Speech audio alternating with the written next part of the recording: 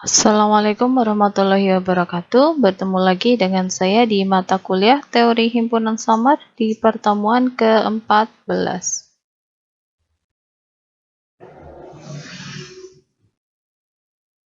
Di pertemuan ke-14 ini kita memasuki bab baru ya, yaitu bab 5 mengenai metode inferensi pada logika samar ya. Pada logika klasik kita mengenal 3 metode inferensi ya. Ada modus tollens, modus ponens, dan juga silogisme transitif. Nah, bagaimana bentuk metode inferensi di logika samar? Nah, kita akan mempelajari di pertemuan ini.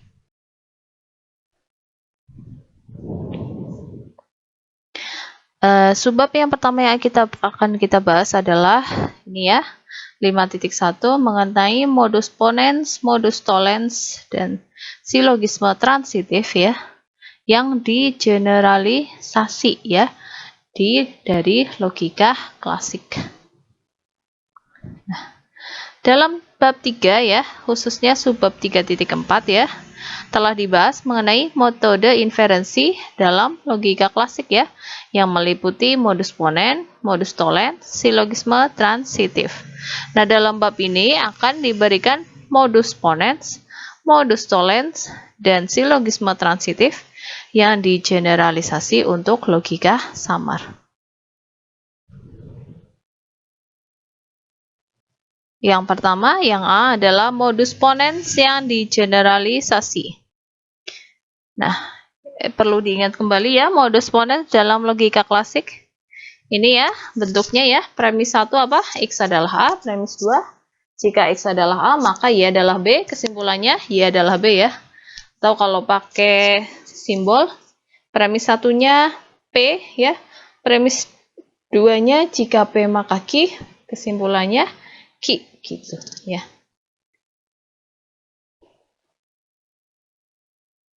Nah, bentuk modus ponens yang digeneralisasi adalah sebagai berikut. Ya. Nah, premis 1, X adalah A aksen. Nah, apa itu A aksen? Nanti ya diberikan. Nah, premis 2, jika X adalah A, Y adalah B. Nah, kesimpulannya Y adalah B aksen. Dengan A aksen adalah proposisi ya, yang nilainya sangat dekat dengan A. Sedangkan B aksen adalah proposisi yang nilainya sangat dekat dengan B. Nilainya sangat dekat, ya. Berarti misal A-nya 1 ya, sangat dekat ya, berarti 0,9 atau 0,8. Ya, semacam itulah ya untuk ilustrasinya. Nah, ini ada kriteria intuitif ya, dan kesimpulan dalam modus ponens yang digeneralisasi ya.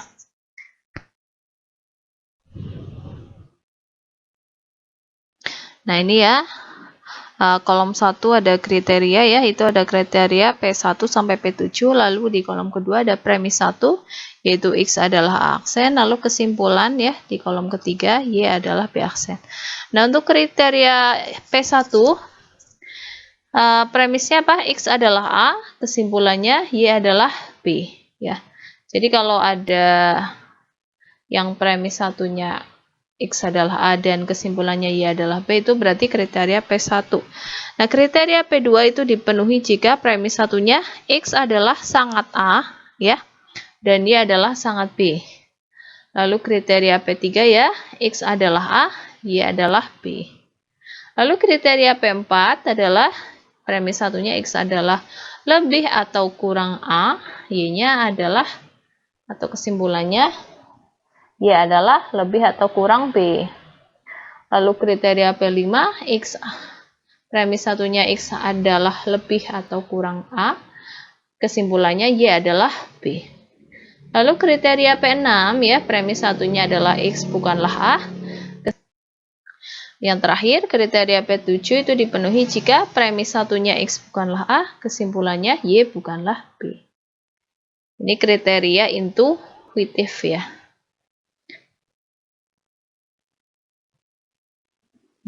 Kriteria ini tidak berlaku dalam logika klasik ya, karena kan logika klasik hanya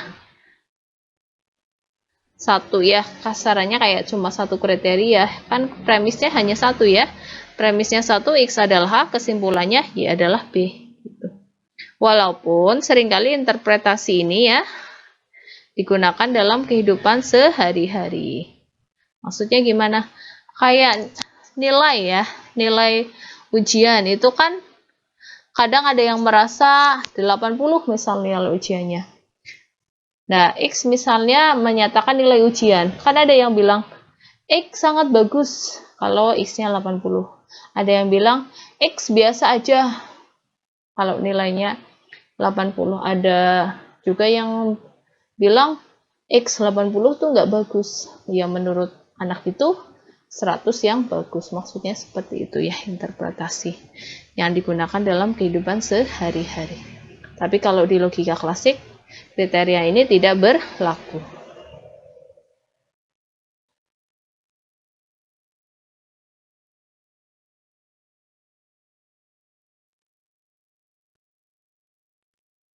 Nah, ini ya diberikan definisi 511 ya.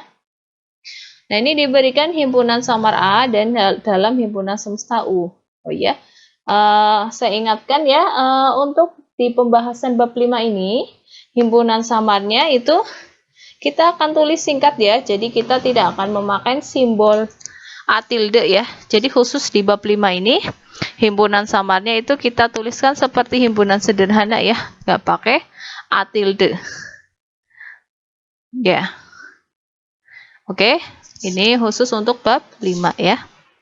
Nah, ini ya, saya ulangi lagi, diberikan di definisi 511, diberikan himpunan samar A ya dalam himpunan semesta U ya.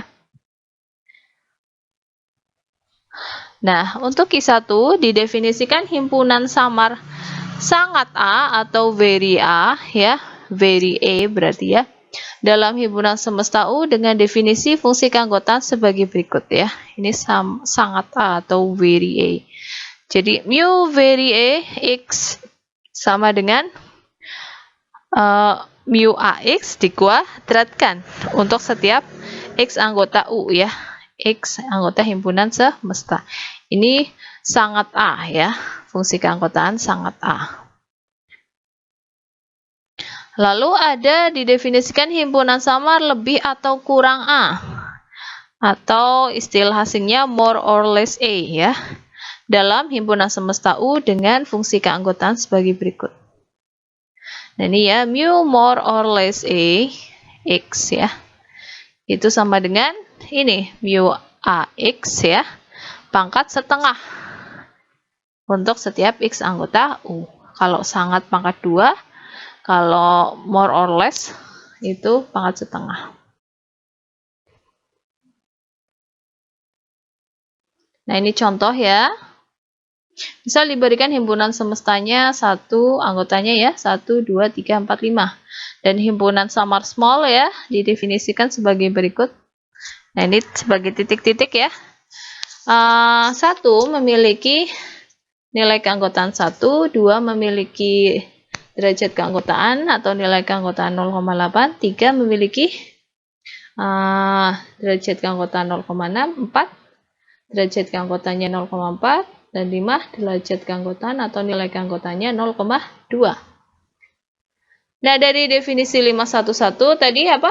Ada very ya, very A. Nah, ini di sini himpunan samarnya small, berarti kalian bisa nyari apa?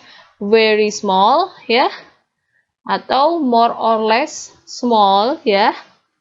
Nah, itu ya dari definisi 511. Nah, ini untuk himpunan very small berarti apa? Masing-masing derajat keanggotaan atau nilai keanggotaannya itu kalian kuadratkan. Misal itu 1 ya, kan di himpunan samar small kan derajat keanggotaannya 1 ya. Berarti di very small derajat keanggotaannya 1 kuadrat, kebetulan sama ya 1. Lalu 2 di small kan derajat keanggotaannya 0,8. Berarti kalau very small itu 0,8 dikuadratkan, jadinya 0,64. Begitu juga dengan 3, di himpunan samar small itu 0,6, berarti di very small itu 0,6 kuadrat, yaitu 0,36. Lalu 4 di himpunan samar small itu derajat keanggotaannya 0,4, berarti di very small tadi dikuadratkan ya, 0,4 kuadrat yaitu 0,16. Dan yang terakhir 5 di derajat keanggotaan di himpunan samar small itu 0,5, berarti di very small itu 0,2 kuadrat yaitu 0,04. Seperti itu. Nah, kalau very small ya, sangat-sangat kecil itu berarti apa? Himpunan derajat keanggotaan di very small dikuadratin lagi ya. Makanya jadinya himpunan samarnya very small ya.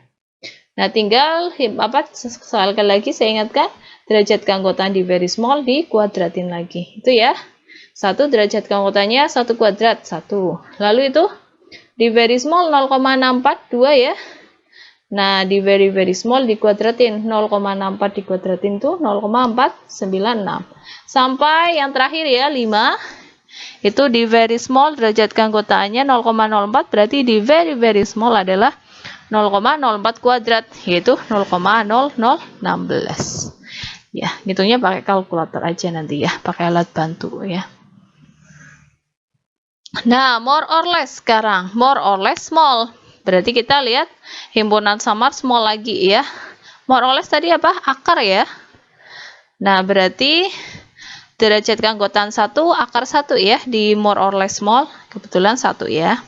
Lalu 2 di himpunan samar small itu 0,8, berarti di more or less small adalah akar 0,8 yaitu 0,8944.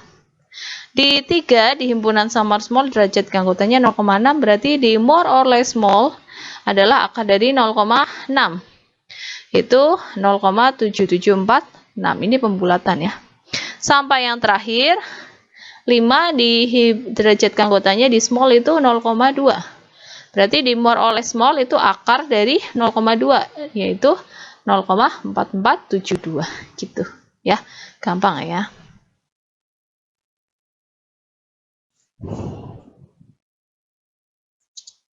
Selanjutnya B, modus tollens yang digeneralisasi ya. Nah, ingat lagi modus tollens dalam logika klasik ya. Premis satunya apa? X bukanlah B. Premis 2-nya, jika X adalah A, maka Y adalah B. Kesimpulannya apa? Y bukanlah A. Ya, ini dalam logika klasik ya. Nah, bagaimana dengan modus tollens yang digeneralisasi dalam logika samar? Ini ya. Nah, untuk modus tollens yang digeneralisasi, premis satunya ini ya. Y adalah B aksen, premis 2-nya jika X adalah A, maka Y adalah B. Nah, kesimpulannya adalah X adalah A aksen ya. Dengan masih sama ya dengan sebelumnya. A aksen adalah proposisi yang nilainya sangat dekat dengan himpunan samar A. Dan B aksen adalah proposisi yang nilainya sangat dekat dengan himpunan samar B.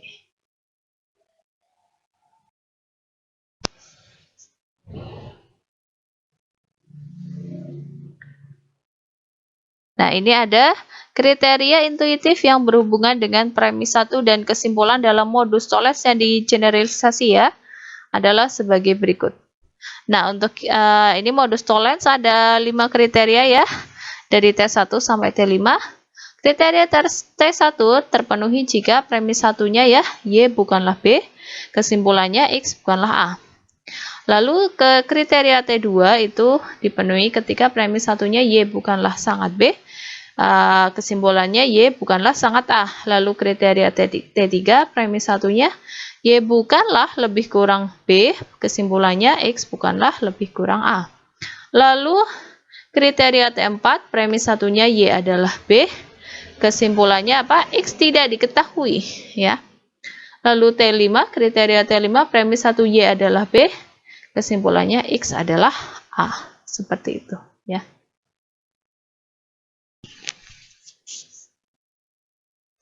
Nah, selanjutnya yang C ada silogisme transitif yang digeneralisasi ya.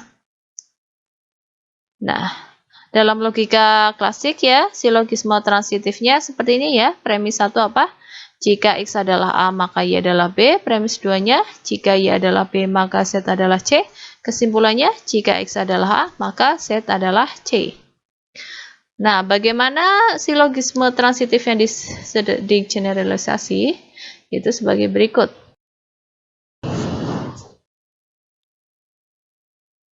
Nah, ini ya, bentuk silogisme transitif yang digeneralisasi. Nah, ini.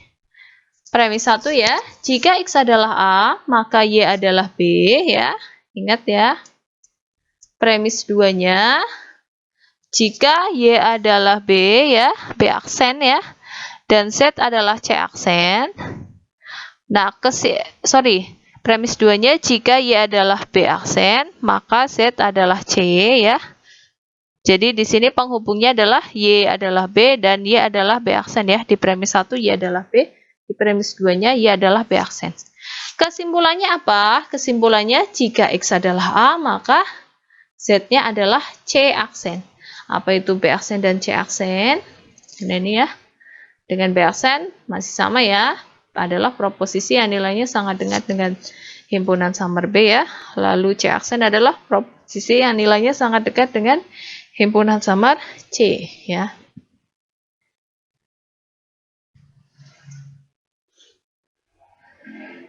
Nah, kriteria intuitif yang berhubungan dengan premis 2 ya. Tadi kan premis 2 dan kesimpulan ya. Kalau di dalam silogisme transitif yang ada aksen-aksennya ya. Di premis 2 ada B aksen, di kesimpulan ada C aksen ya.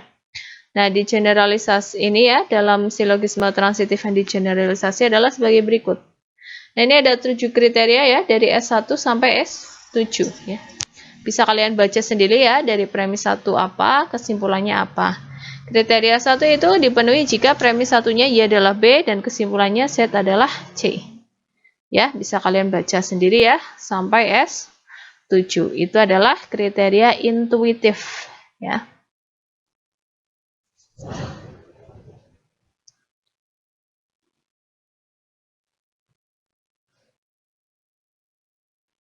Nah, lalu sebab selanjutnya yang akan kita bahas adalah aturan komposisi dari penurunannya, ya. Tadi ya, aturan komposisi dari modus tollens, modus ponens, dan silogisme transitif yang digeneralisasi. Nah, dalam subbab ini akan dibahas fungsi keanggotaannya bagaimana ya, fungsi keanggotaan himpunan samar yang mewakili kesimpulan ya. Jadi dari masing-masing kesimpulan modus tollens, modus ponens, dan silogisme transitif pada masing-masing metode inferensi dalam logika samar.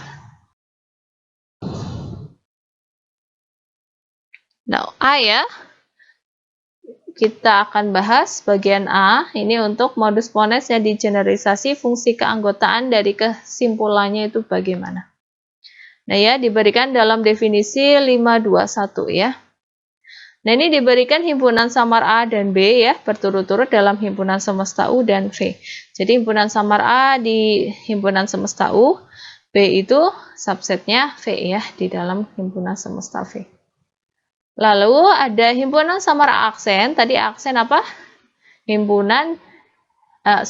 Aksen adalah proposisi yang nilainya berdekatan dengan himpunan samar A ya. Nah, himpunan samar A aksen ini mewakili premis 1 ya, kalau di modus ponens ya. Premis 1 yaitu X adalah A aksen ya. Dengan relasi samar apa?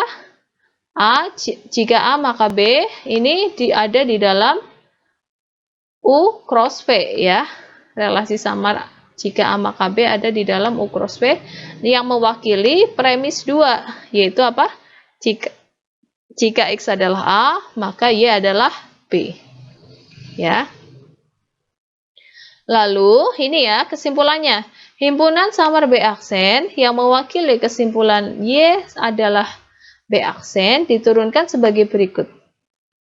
Nah, ini ya fungsi keanggotaan dari kesimpulan yaitu mu B aksen Y adalah supremum dari X anggota U ya, minimum dari mu A aksen X, dan mu jika A maka B di X, Y.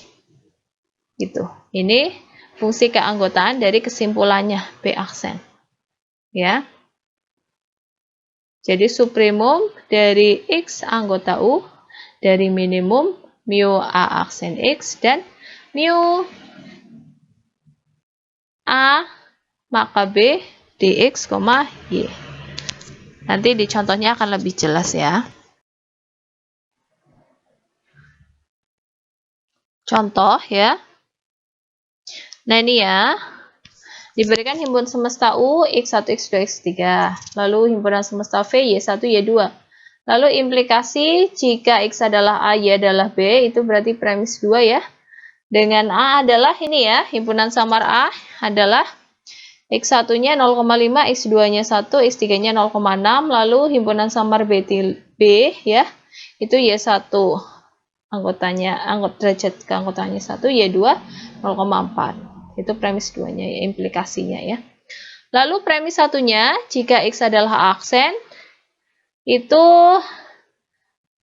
himpunan aksen adalah ini ya, X1-nya 0,6, X2-nya 0,9, X3-nya 0,7. Ya. Bisa kalian lihat masing-masing derajat keanggotaan di A aksen dengan A itu kan derajat keanggotaan atau nilai keanggotaan masing-masing X1, X2, X3 di A aksen itu kan sangat dekat dengan derajat keanggotaannya di himpunan samar A, ya kan? Di A aksen X1-nya 0,6, di A 0,5, X2-nya di A aksen 0,9, di X2 1. Di X3 di A aksen 0,7, di X3 0,6, kan sangat berdekatan. Ya. Ini ya apa? Ini di premis satunya ya. Maka gunakan modus ponens ya yang digeneralisasi untuk menurunkan kesimpulan Y adalah B aksen. Jadi kita akan mencari himpunan B aksennya itu seperti apa. Nah, ini ya. Dengan relasi samar jika A maka B itu diinterpretasikan menggunakan implikasi Dienes-Rescher. Jadi interpretasi relasi samar jika A maka B-nya itu bisa pakai implikasi Dienes-Rescher, Zadeh, Lukasiewicz, atau satunya saya lupa lagi. Gödel ya. Gitu. Nah, di sini di soal contoh ini pakai Dienes-Rescher. Jadi nanti kalian ingat rumus implikasi di Dienes-Rescher ya.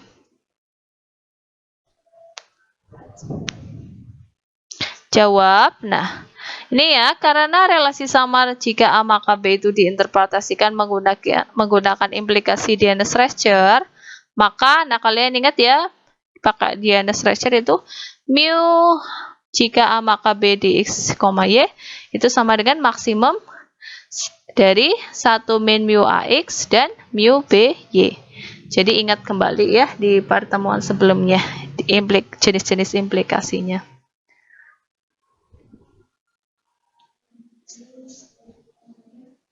Nah, implikasi jika X adalah A maka Y adalah B itu merupakan relasi samar sebagai berikut. Nah, kita hitung satu-satu ya. Nah ini jika A maka B ya. Jadi panahnya kita tuliskan anggotanya A ya, X1, X2, X3 itu mendatarkan ya. Lalu di kolomnya, lalu Y adalah B yaitu Y1, Y2 itu di barisnya ya. Yang di vertikal. Nah, makanya tandanya itu ke arah bawah ya. Kalau misal kalian tuliskan Y1, Y2-nya di mendatar ya, dan X-nya di bagian vertikal, nanti panahnya ke atas ya.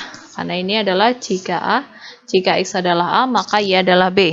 Nah, kita hitung satu-satu ya. Untuk pasangan X1, Y1 ya. X1, Y1, tadi X1-nya berapa? 0,5 dan Y1-nya adalah 1 ya, derajat keanggotaannya. Berarti maksimum dari 1 dikurangi mu AX1-nya yaitu 0,5 dan mu BY1 yaitu 1. Lalu X2, Y1 ya.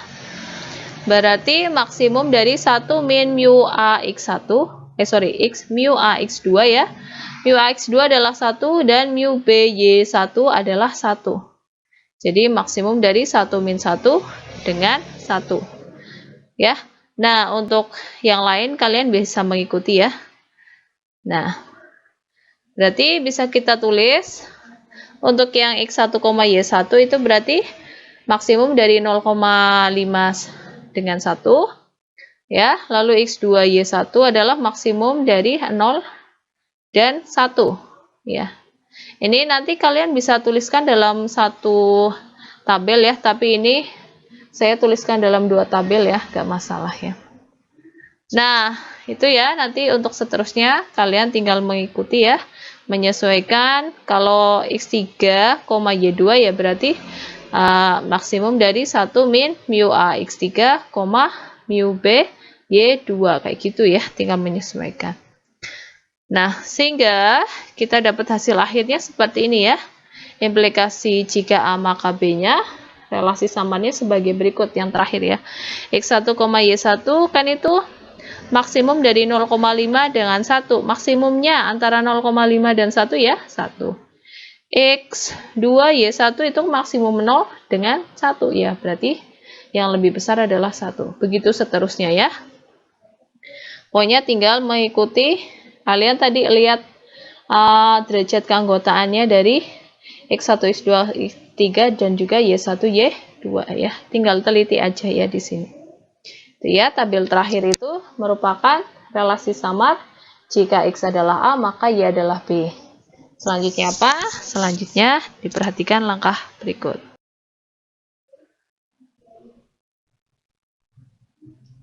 Nah, ini ya, tadi apa?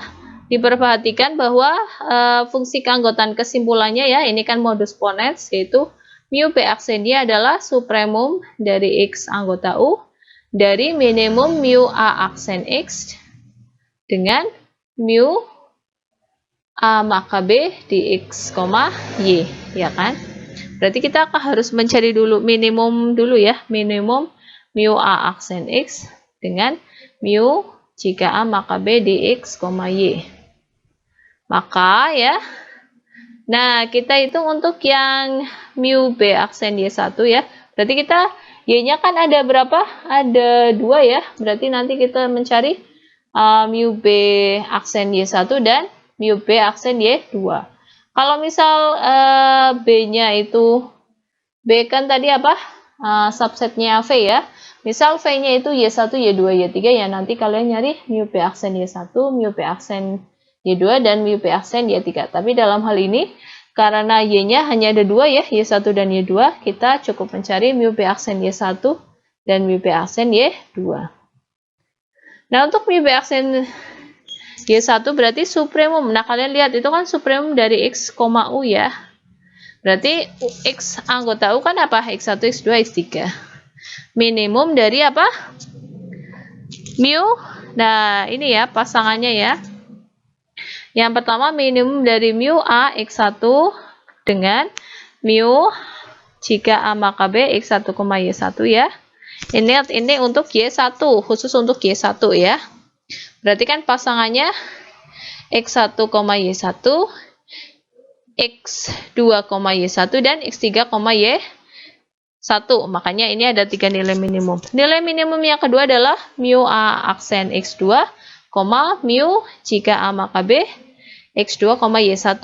Lalu yang ketiga untuk X3 ya, min mu A aksen X3 dengan mu jika A maka B X3, Y1. Gitu. Misal X-nya ada 4, X1, X2, X4 ya, berarti nilai minimum yang kita cari ada 4 ya, yaitu X yang ada unsur X1, Y1, X2, Y1, X3, Y1, dan X4, Y1. Nah, dalam hal ini cuma 3, jadi nilai minimum yang kita cari 3 ini. Lalu kita masukin masing-masing nilainya, ya. Nah, minimum yang pertama untuk yang mu A aksen X1 itu berarti 0,1 ya. Dan tadi kita sudah hitung ya, mu jika A maka B di X1, Y1 adalah 1 ya, berarti minimum dari 0,6 dan 1. Lalu minimum kedua yang kita cari adalah mu A aksen X2 yaitu 0,9 dan mu jika A maka B X2, Y1 adalah 1, berarti minimum antara 0,9 dan 1. Lalu yang minimum terakhir adalah minimum dari mu A aksen X3 mu jika A maka B X3, Y1, yaitu 0,7 dengan 1. Nah, berarti supremum dari minimum 0,1 dan 1, otomatis yang lebih kecil 0,6 ya. Minimum 0,9 dengan 1, yang lebih kecil 0,9, lalu minimum dari 0,7 dan 1 adalah 0,7. Habis itu kita cari supremum dari hasil minimumnya tadi. Pilih supremum dari 0,6 atau 0,9, 0,7. Supremum itu berarti yang paling gede ya. Kalau infimum yang paling kecil. Nah, di sini supremumnya adalah 0,9. Jadi, fungsi keanggotaan mu B aksen Y1 adalah 0,9. Sekarang kita cari mu B aksen yang Y2.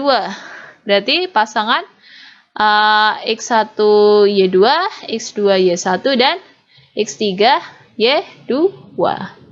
Ya, bisa kalian lihat ya, supremum dari X1, X2, X3, minimum dari minimum mu A aksen X1, mu jika A maka B X1 Y2, dan sampai seterusnya ya, sampai minimum mu A aksen X3 dengan mu jika A maka B X3, Y2. Seperti yang di atas, kita masukkan nilainya ya. Bisa kalian lihat sendiri ya, baca sendiri. Berarti supremum dari minimum 0,6 dengan 0,5, minimum 0,9 dengan 0,4, minimum 0,7 dengan 0,4. Berarti kita dapat supremum dari minimum 0,6 dan 0,5, otomatis yang lebih kecil minimumnya 0,5. Minimum 0,9 dengan 0,4, 0,4 ya. Minimum 0,7 dengan 0,4, 0,4. Lalu pilih supremum di antara 0,5, 0,4, 0,4. Yang paling gede 0,5. Berarti fungsi keanggotaan B aksen Y2 ya adalah 0,5. Nah, berarti kesimpulannya B aksen adalah himpunan dengan anggota Y1 memiliki derajat keanggotaannya 0,9 dan Y2 derajat keanggotaannya 0,5. Ngitungnya seperti itu ya. Ingat, interpretasi implikasinya tergantung dari soal. Dalam hal ini, soalnya dia minta Dienes-Reitscher ya. Jadi kalian menghitung implikasinya pakai rumus Dienes-Reitscher. Kalau pakai misal dimintanya Lukasiewicz, ya kalian mengikuti interpretasi implikasi Lukasiewicz dan seterusnya seperti itu ya.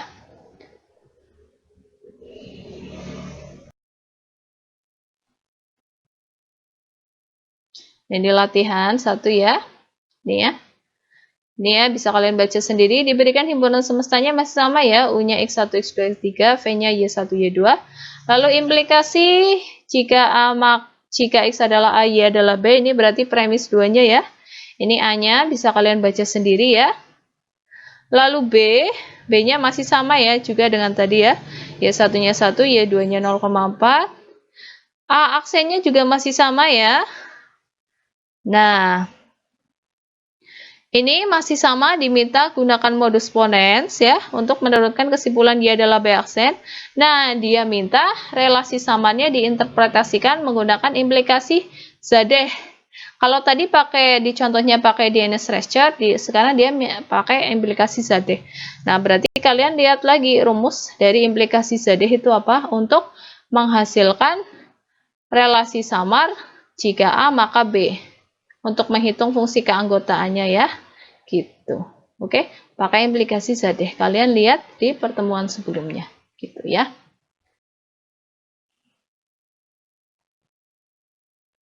Lalu B untuk modus tollens yang digeneralisasi ya. Ini diberikan dalam definisi 522 ya. Nah, ini diberikan himpunan samar A dan B berturut-turut dalam himpunan semesta U dan V ya.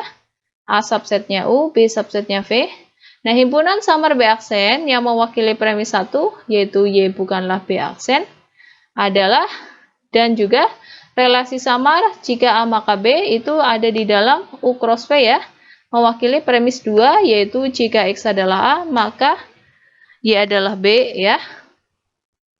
Nah, ini lalu ada himpunan samar A aksen ya, berarti A aksen tadi apa? Proposisi samar yang nilai keanggotanya mendekati A ya, mewakili kesimpulan X bukanlah A aksen diturunkan sebagai berikut. Nah, ini ya, kalian lihat fungsi keanggotaannya. Nah, mu A aksen X ya. Kalau tadi apa? Di modus ponens kan kesimpulannya B aksen, B ya.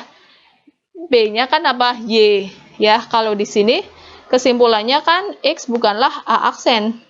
Berarti kan A ya, hubungannya dengan A. Makanya ini yang dicari adalah nilai mu A aksen X. Nah, mu A aksen X adalah supremum dari Y anggota V dari minimum mu B aksen Y dengan mu jika A maka B di X, Y.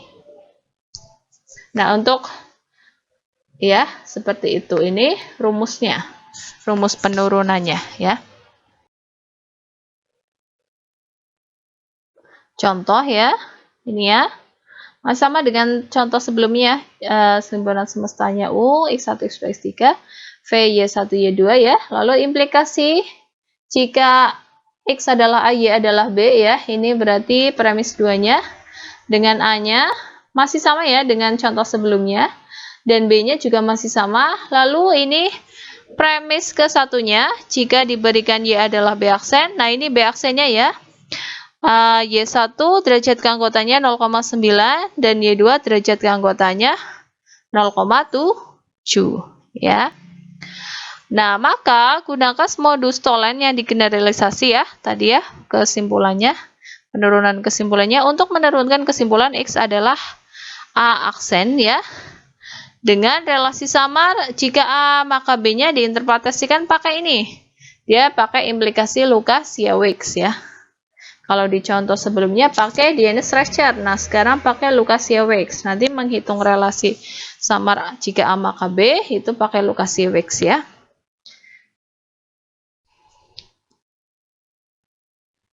Jawab ya. Nah, karena relasi samar jika A maka B itu diinterpretasikan menggunakan implikasi Lucas-Yawicz, kalian ingat ya, rumus implikasi Lucas-Yawicz. Nah, ini ya, mu jika A maka B di X, Y adalah minimum dari 1 dan 1 min mu AX plus mu BY. Gitu ya, ini Lucas-Yawicz. Kita hitung ya sekarang ya untuk implikasi jika A maka B di X, Y. Nah, pasangan X, Y-nya kita pakai tabelnya ini ya. Masih sama ya, yang kita tulis X1, X2, X3-nya di mendatar, Y1, Y2 di vertikal. Untuk X1, Y1 berarti minimum dari 1 dan 1 min mu A X1 plus mu B Y1. Mu A X1-nya 0,5, mu B Y1-nya 1. Berarti minimum dari 1 dan 1 min 0,5 plus 1. Begitu seterusnya ya. Lalu sehingga kita mendapatkan hasil seperti ini ya, untuk X1, Y1 minimum dari 1 dengan, itu kan yang di atasnya 1 min 0,5 ditambah 1, berarti 1,5 ya, berarti minimum dari 1,1,5 gitu. Dan seterusnya ya, yang lain mengikuti, sehingga kita dapat hasil sebagai berikut. Untuk X1, Y1 minimum dari 1 dengan 1,5, yang lebih kecil mana? 1 ya, seperti itu.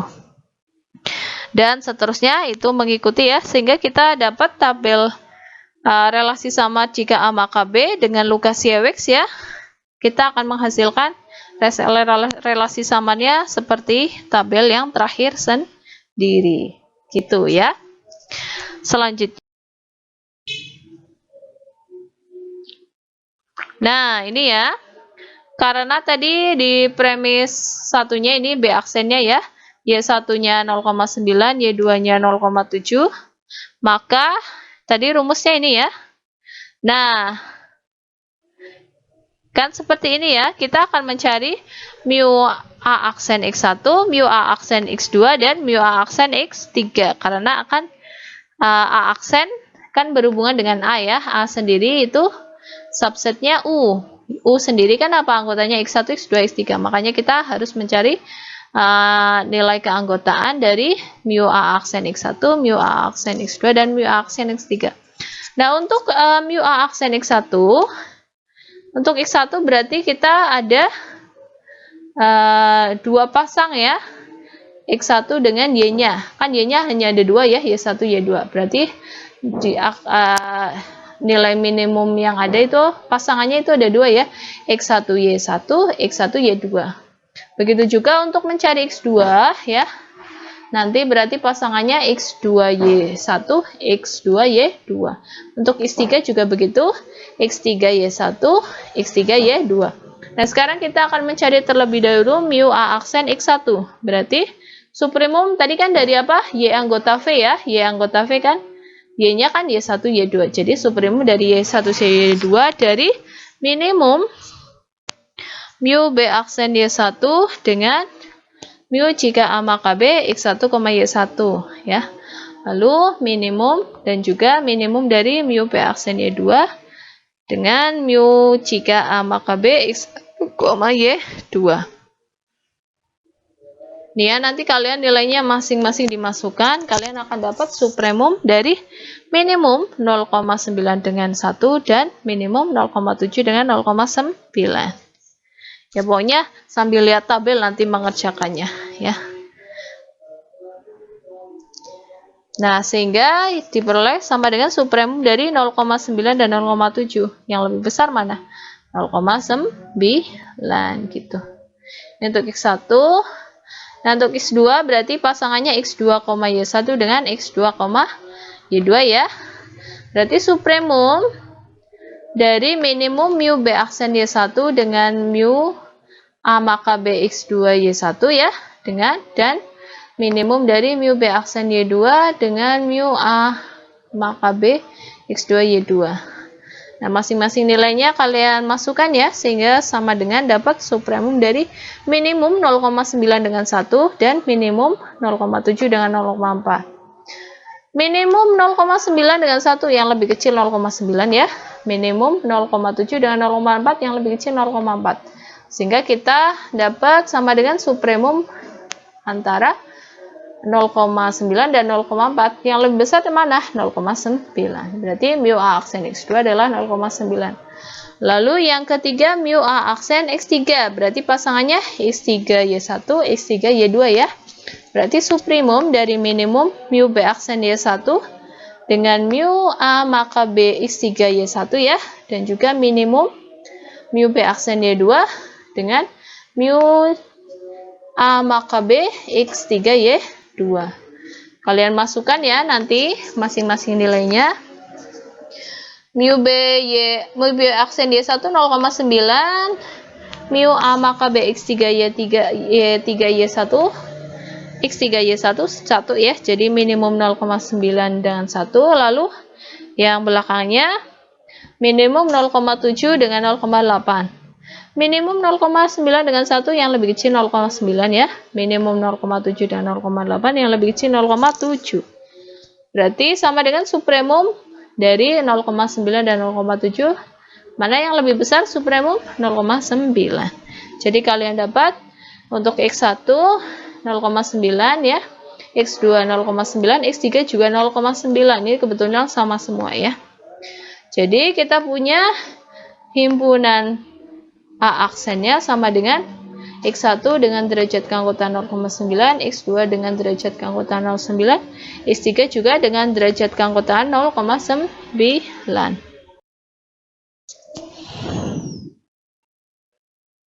Ini latihan 2 ya. Diketahuinya masih sama. Nah, yang membedakan hanya satu ya. Nah, ini diminta interpretasinya pakai DNS-Rechter ya. Apakah sama dengan contohnya? Tadi contohnya pakai Lukasiewicz ya. Nah, ini di latihannya pakai DNS-Rechter. Apakah masih sama? Ya. Jadi nanti kalian cari relasi samanya pakai DNS-Rechter ya. Baru ke langkah selanjutnya.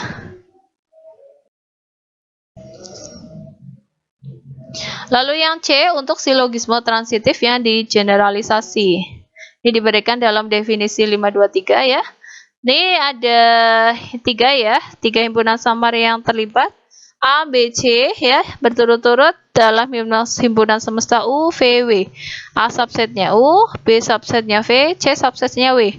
Nah, ini relasi samar jika A maka B itu ada di dalam U cross V. Ini mewakili premis 1 ya. Jika X adalah A maka Y adalah B. Lalu relasi samar B aksen maka C itu dalam V cross W ya, yang mewakili premis 2 ya. Yaitu jika Y adalah B aksen maka Z adalah C. Nah, kesimpulannya ini ya, relasi samar jika A maka C aksen itu ada di dalam U cross W ya. Itu mewakili kesimpulan jika X adalah A maka Z adalah C aksen ya. Diturunkan sebagai berikut. Nah, ini ya, kesimpulannya kan apa? Jika A maka Z adalah C aksen ya. Jika X adalah A maka Z adalah C aksen, berarti penurunannya mu jika A maka C aksen di X, Z ya, karena kan relasi samar A maka C aksen itu dalam U W ya.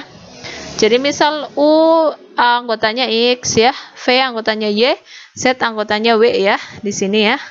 Nah, ini sama dengan adalah supremum Y anggota V. Nah, ini minimumnya ya. Minimum dari mu A maka B di X, Y dan mu B aksen maka C di Y, Z. Jadi nanti kalian mencari itu ya, masing-masing dari relasi samar itu ya. Jika A maka B dan jika B aksen maka C, baru dapat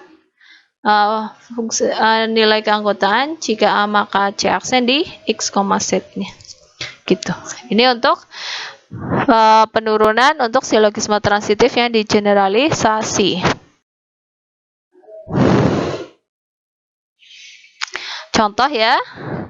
Nah, ini diberikan U sama V-nya masih sama, U-nya X1, X2, X3.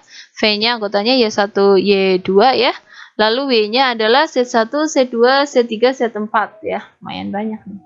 Nah, selanjutnya diberikan implikasi. Ini premis 2-nya ya.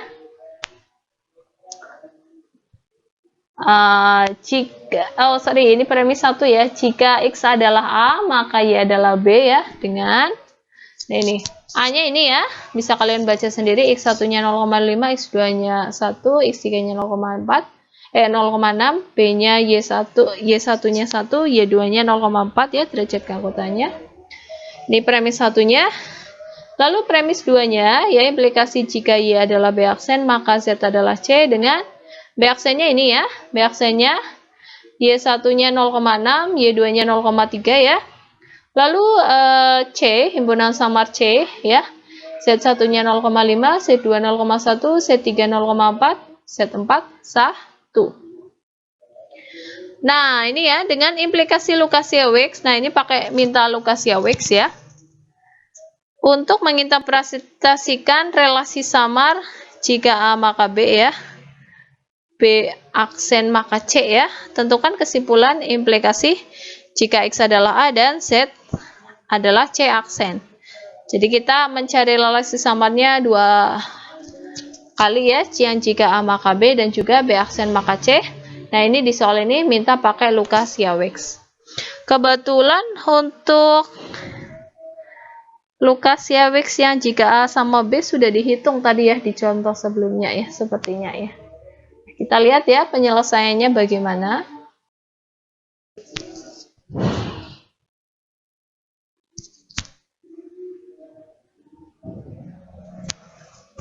Jawab. Nah, karena relasi samar jika A maka B dan B aksen maka C diinterpretasikan menggunakan Lukasiewicz ya, maka ini dulu ya, yang pertama mu jika A maka B di X, Y sama dengan minimum dari 1,1 min mu AX plus mu BY. Nah, kebetulan semua yang diketahui itu dari contoh-contoh sebelumnya itu hampir sama ya, baik dari A aksennya, himpunan A-nya, himpunan B-nya, ya kan? Yang di modus tollens sama modus ponens itu kan sama ya. Nah, untuk yang di silogisme transitif ini ada tambahannya di himpunan samar C-nya ya. Gitu. Nah, ini ya, dengan implikasi Lukasiewicz ini untuk yang jika A maka B seperti ini. Nah, untuk yang B aksen maka C itu di Y, Z ya, berarti adalah minimum dari 1 dan 1 min mu B aksen Y plus mu C Z. Nah, dengan tabel diperoleh mu jika A maka B di X, Y sebagai berikut. Ini udah dihitung ya tadi ya di contoh modus tollens yang digeneralisasi. Kebetulan kan pakai Lukasiewicz ya tadi ya di contoh persis sebelum ini ya. Jadi kalau misal belum dihitung ya kalian hitungnya seperti tadi ya.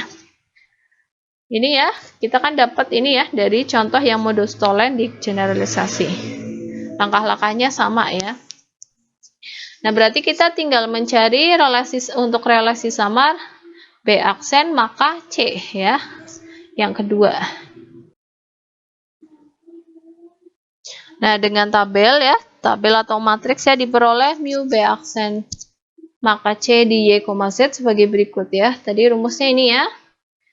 Ini yang mendatar kita tuliskan Y1, Y2 ya. Yang vertikal Z1, Z2, Z3. Tadi apa? Minimum dari 1 dengan 1 min mu B aksen Y1 ditambah mu C Z, ya kan? Nah, saya berikan contoh untuk yang Y1, Z1 ya. Untuk yang Y1, Y1 berarti minimum dari 1 dengan 1 min mu B aksen Y1 plus mu C Z1.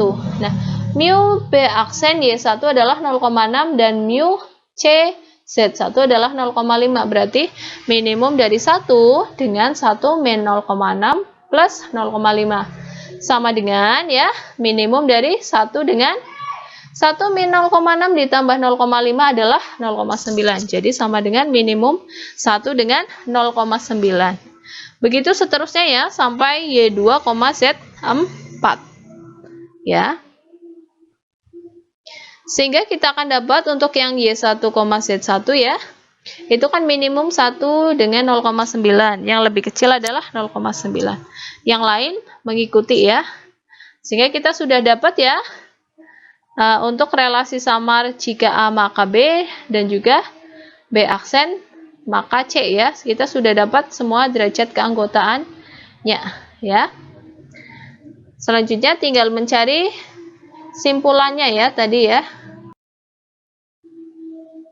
Nah, diperhatikan bahwa kita ingat kembali ya tadi turunan kesimpulan dari silogisme transitif and generalisasi adalah mu A maka C aksen ya di X, Z adalah supremum dari Y anggota V dari minimum mu A maka B X, Y ya dan mu B aksen maka C di Y, Z. Nah, ini berarti melibatkan 3 variabel ya, X, Y, dan Z. Maka berarti kita harus mencari itu kan kita mencari nilai X, Z ya. X, Z. X-nya tadi apa? X1, X2, X3. Z-nya ada 4 ya. Z1, Z2, Z3, Z4. Berarti ada berapa pasang X, Z? X-nya 3, Z-nya 4. Berarti ada 12. Berarti ada 12 nilai yang harus kita cari ya. Lama ya, ini cukup panjang ya. Untuk yang pertama, X1, Z1 ya. Berarti supremum dari minimum. Nah, ini kan Y-nya ada 2 ya. Supremum dari Y1, Y2. Minimum ini X1, Z1. Berarti mencari minimum dari ini supremumnya Y1, Y2 ya. Minimum dari mu A maka B X1, Y1. Mu B aksen maka C Y1, Z1 dan juga minimum dari mu A maka B X1, Y2 dengan mu B aksen maka C Y2, Z1. Cuma 2 ini ya, karena kan ini untuk X1, Z1 dan mencari supremum dari Y1, Y2. Berarti kan pasangannya X1, Y1, Z1 dengan dan X1, Y2, Z1. Makanya nilai yang kita cari adalah supremum dari minimum pasangan-pasangan ini. Nah, kita masukkan nilainya ya. Mu A maka BX1 Y1 kan 1. Mu B aksen maka CY1 Z1 kan 0,9. Berarti minimum dari 1 dengan 0,9. Lalu selanjutnya minimum dari mu A maka BX1 Y2 adalah 0,9 ya. Tadi ya, sudah kita hitung di tabelnya ya. Lalu mu B aksen maka CY2 Z1 adalah 1. Nah, masing-masing minimumnya adalah 0,9 ya. Kebetulan ini sama ya. Supremum dari 0,9 dan 0,9 ya 0,9. Ini baru dapat 1 ya. Kita harus mencari berapa tadi? 3 kali 4, 12 ya. Nah, ini untuk X1, Z2. Ini kan kita cari supremum Y1, Y2 ya. Berarti pasangan X1, Y1, Z2. X1, Y2, Z2. Berarti ini ya. Supremum dari minimum bla bla bla bla itu ya. Bisa kalian baca sendiri ya. Kita masukkan nilainya. Ini ya. Kita akan dapat seperti ini. Ini baru yang kedua ya. Kita harus mencari 12. Masih berapa? 10. Untuk pasangan yang ketiga ada X1, Z3 ya. Mu A maka C aksen X1, Z3. Mohon maaf. Ini adalah supremum dari Y1, Y2 ya. Minimum dari, nah ini pasangannya apa? X1, Y1, Z3, X1, Y2, Z3. Bisa dibaca sendiri ya. Nah, menghasilkan ini dapatnya supremum dari 1 dengan 0,9, berarti yang lebih besar mana? 1 ya. Jadi untuk X1, Z3 itu derajat keanggotaannya 1. Untuk X1, Z4, berarti ini ada dua pasangan X1, Y1, Z4 dan X1, Y2, Z4. Bisa kalian dihitung sendiri, ditulis sendiri ya, baca sendiri. Itu berarti supremum dari minimum mu A maka BX1, Y1 dan mu B aksen maka CY1, Z4. Lalu yang kedua untuk X1, Y2 ya, dan juga Y2, Z4. Kita akan dapat hasil seperti ini ya. Pokoknya sambil lihat tabelnya ya. Hasil lalu diperoleh supremum dari 1 dan 0,9. Ini lagi-lagi nilainya 1 ya. Lalu yang selanjutnya yang kelima ya. X2, Z1 ya. Tadi kan yang X1 udah habis semua ya.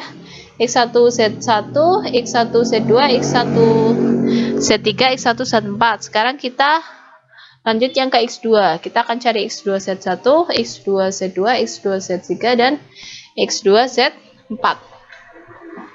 Ini ya, untuk X2, Z1 dapatnya seperti ini.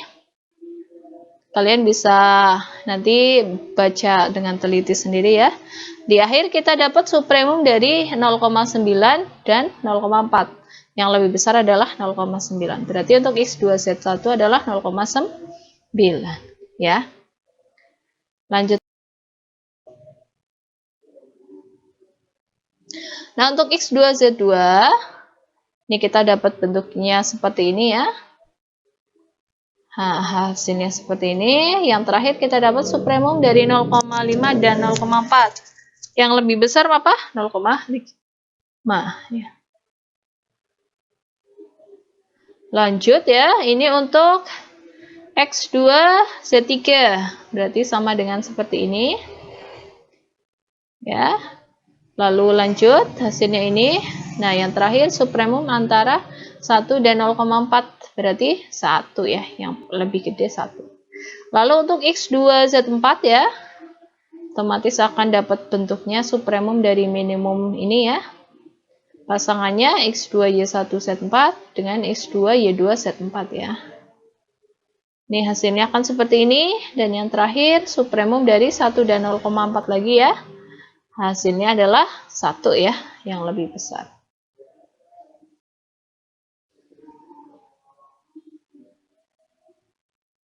Lalu untuk X3Z1 ya, kita akan mencari untuk yang X3Z1, X3Z2, X3Z3, X3Z4. X3Z1 dapatnya seperti ini ya, analog dengan yang sebelum-sebelumnya. Lalu langkah keduanya ini, dan yang terakhir adalah supremum dari 0,9 dan 0,8. Yang lebih besar mana? Supremumnya 0,9. Lalu untuk X 3, Z2 akan dapat seperti ini ya. Hasilnya akan seperti ini. Dan yang terakhir supremum dari 0,5 dan 0,8. Yang lebih besar apa? 0,8. Lalu X3, Z3 ya. Hasilnya akan seperti ini ya rumusnya. Lalu sehingga dapat ini. Dan yang terakhir supremum dari 1 dengan 0,8. Yang lebih besar mana? Supremumnya 1 ya. Lalu yang terakhir X3, Z4 ya. Ini ya, kalian akan dapat rumusnya seperti ini. Ini adalah minimum dari supremum dari ini ya. Nah, yang terakhir supremum dari 1 dengan 0,8 berarti sama dengan 1. Kita sudah dapat semua ya fungsi keanggotaannya ya. Dari jika A maka C ya, relasi samar jika A maka C aksen ya. Berarti dengan demikian diperoleh implikasi jika X adalah A dan Z adalah C aksen adalah sebagai berikut. Nah ini ya. Kita tuliskan dalam bentuk matriks ya. Kalau dalam bentuk tabel kan, dalam bentuk himpunan kan terlalu panjang. Ya. X1, Z1 isi tadi berapa? 0,9. X2, Z1 0,9 lagi. X3, Z1 juga 0,9 lagi ya. Tulis hasil tadi ya sampai X3, Z4 1 ya. Gitu. Nah ini adalah hasilnya. Pakai apa tadi? Lukasiewicz ya.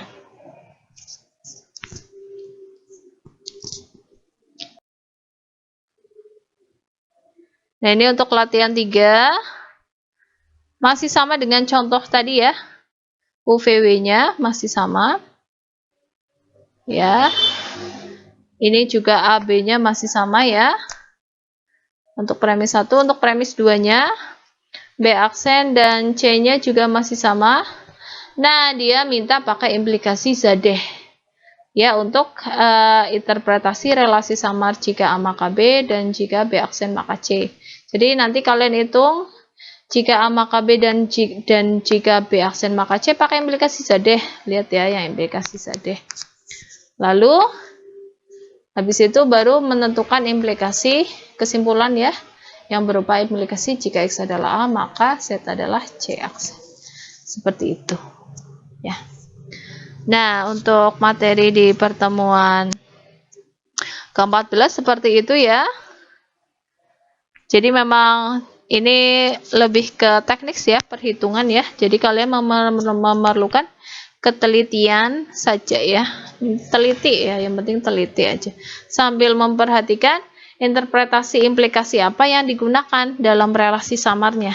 Gitu ya.